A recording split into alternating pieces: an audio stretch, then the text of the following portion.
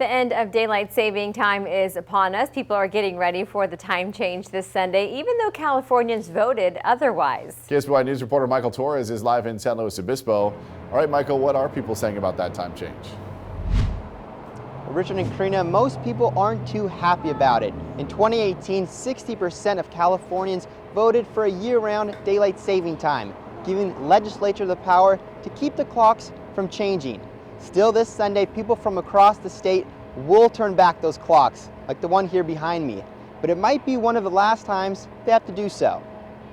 With a time change on the horizon, an extra hour of shut-eye isn't worth it for many people living in California. I'm not a big fan of the clocks changing back. I'm not looking forward to this switch. Assembly Bill 7 was a way for those in the Golden State to voice their opinions about the twice-a-year time change. 60% of voters were in support, but that was in 2018, leaving people wondering what happened. I was thinking that it was going to happen this year, and it's not. I was one of the voters who voted for it to not be something that switches. I was looking forward to it staying the way it was, since we did vote it in. Assembly member Kansan Chu says he understands voters' confusion. He introduced a bill to keep daylight saving permanent, but says there are steps California must take before such a change can go into effect.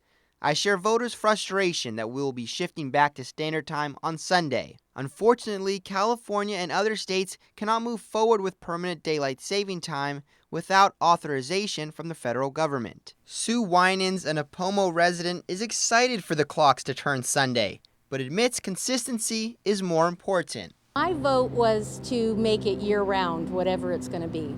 So as long as we don't have to go back and forth, I'm happiest. Whether you're for it or against it, the time in California will change this Sunday. But for how much longer is the question voters are hoping Congress can answer.